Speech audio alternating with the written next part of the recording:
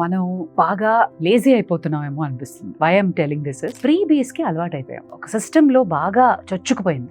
Are they making people really lazy? ఈ ప్రజల్ని తప్పు పట్టినప్పుడు, ఆకలిగా ఉన్నవాడికి, కష్టంలో ఉన్నవాడికి ప్రభుత్వం నుంచి అందవలసిన అందకపోయినప్పుడు, నా జీవితం బాగుపడే ఏర్పాట్లు మీరు చేయనప్పుడు చచ్చినోడి పెళ్లికి వచ్చిందే కట్నం.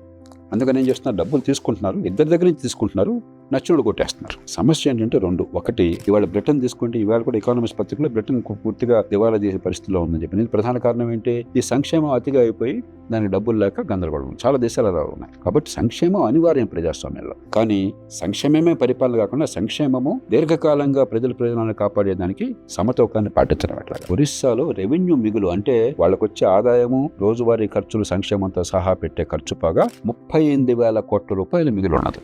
ఉత్తరప్రదేశ్ చాలా పేద రాష్ట్రం, 78,000 కోట్ల రూపాయలు మిగులు ఉన్నది. తెలంగాణ చాలా సంపన్న రాష్ట్రం, అతి ఎక్కువ తలసరి ఆదాయం ఉన్నది. తెలంగాణ ఏర్పడ్డప్పుడు 1,16,000 కోట్ల రూపాయల మిగులు 5 ఏళ్లలో ఉందని చెప్పి దేశంలో అతి ఎక్కువ మిగులు ఉన్న రాష్ట్రం. ఇవాళ నెల జీతం ఇవ్వడం కష్టంగా ఉంది, ఫీ రీయింబర్స్మెంట్ ఇవ్వలేకపోతున్నారు, ఆరోగ్యశ్రీ నిధులు ఇవ్వలేకపోతున్నారు. ఆ రాష్ట్రాల్లో ప్రభుత్వాలు మనగలుగుతున్నాయి, సంక్షేమాన్ని కొనసాగిస్తున్నారు, ప్రజల ఆదరణ పొందుతున్నారు, అభివృద్ధిని కొనసాగిస్తున్నారు.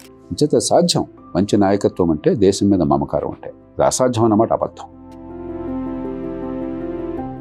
Stay tuned to The Bhargavi Show. Wishing Spark Plug all the very best. Do subscribe to The Bhargavi Unfiltered Show.